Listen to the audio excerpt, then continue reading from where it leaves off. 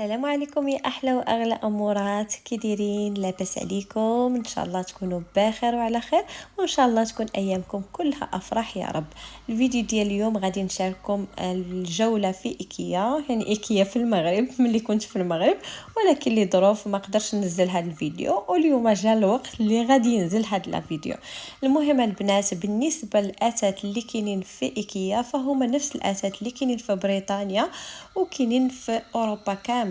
يعني الا بغيتي المنزل ديالك يكون راقي، سيرتو المطبخ ديالك، الصالون ديالك، ما عليك غير بايكيا. تقدري تنوعي تاخدي حويجات من ايكيا، حويجات من بلاصه اخرى، ولكن ديما كيبقى الاساس ديال ايكيا كيعطي واحد الرقي في المطبخ ديالك. انا كنأكد على المطبخ صراحه، عندهم منظمات، عندهم اشياء جد جميلة وجد راقية. المهم البنات، هنا بالنسبة للصوفة أو الفوتويات فهما نفسهم هنايا اللي شفت في بريطانيا من قريب بلاك فرايداي، فكيديروا الصولد، نفس الصولد اللي كيديروه في أوروبا كيديروه في المغرب. شوفوا هنايا في الفوتويات ماشي مشكل أنك تنوعي في الألوان، تقدري ديري مثلا واحد قري، واحد خضر، وكذلك داينين تيبل. فهنايا دايرين كرسي قري، كرسي بيض، يعني الالوان تا هما كيعطيو واحد الجماليه المنزل ديالك.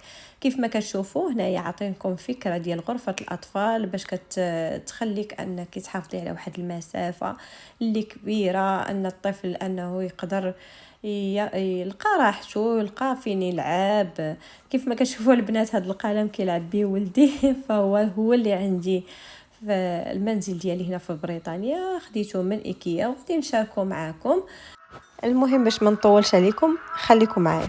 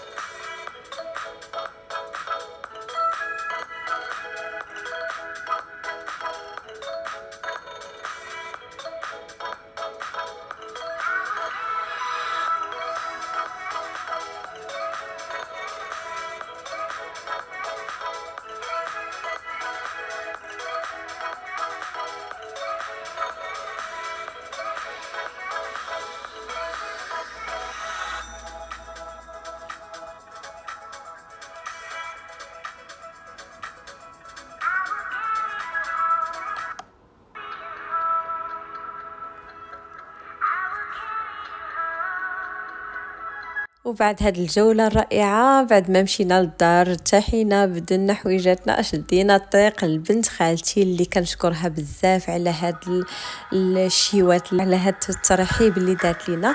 كنشكرك بزاف. المهم البنات غادي نشارككم هاد